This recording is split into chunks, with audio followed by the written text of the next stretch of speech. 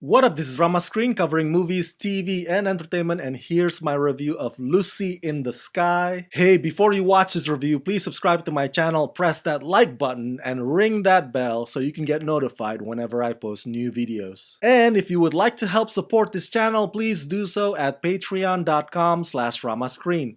That's patreon.com/ramascreen.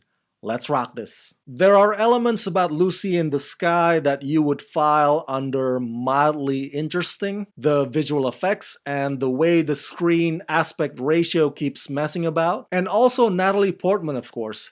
I would watch whatever Natalie Portman does. If Natalie is just sweeping the streets for 2 hours straight, hell, I would pay to watch that too. But seriously though, unfortunately, Lucy in the Sky is a lifeless, breathless, pointless, spiritless movie that just comes and goes. Putting aside that the film deviates away from the basis of the story, which is the incident of real-life astronaut Lisa Nowak, Lucy in the Sky is nothing but a poor excuse for a thriller drama about a person who loses her grip on reality. This film, at the end of the day, sorely lacks substance. Directed by Noah Hawley, Oscar winner Natalie Portman plays astronaut Lucy Cola, who ever since her return from space has been obsessed about flying back for another mission because while she was out there, she felt moved by the transcendent experience of seeing her life from afar, so much so that she feels that her life and family on Earth don't matter as much anymore because Lucy's world suddenly feels too small for her.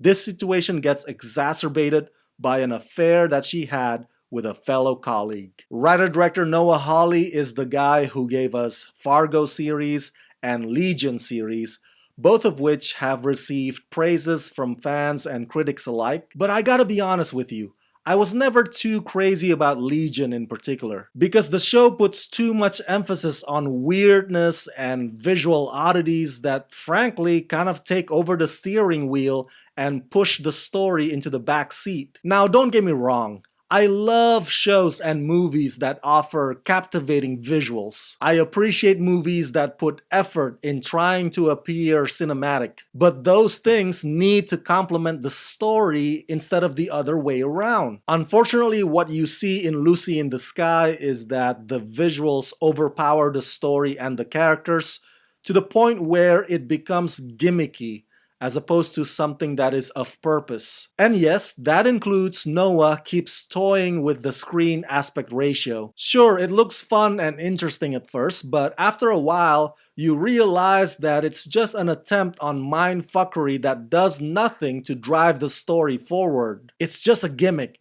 and an annoying one at that. Much of the criticism about this movie out there is apparently targeted on the fact that Lucy in the Sky is not faithful to the true story that it's supposedly based on, which is this actual astronaut named Lisa Nowak who a decade ago tried to kidnap a US Air Force captain who's romantically involved with another astronaut that Lisa had an affair with. Lisa reportedly drove hundreds of miles wearing adult diaper in order to confront this woman. None of that happens in this movie. Yes, Natalie Portman's character's wires suddenly turn loose when John Hamm's character goes with another woman, but aside from that, Lucy in the Sky takes a whole other different direction, and there's nothing wrong with that. Honey Boy is another good example.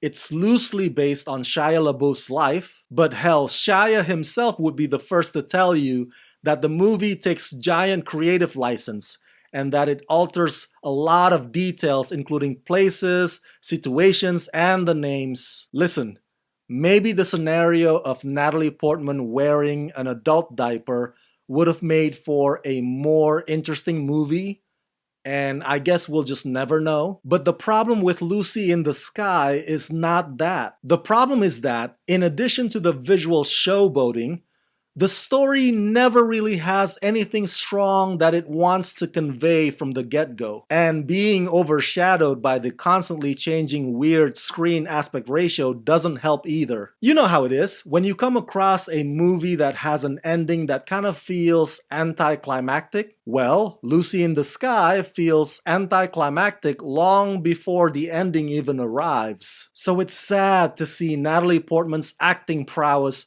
restricted to such an unpersuasive and forgettable material.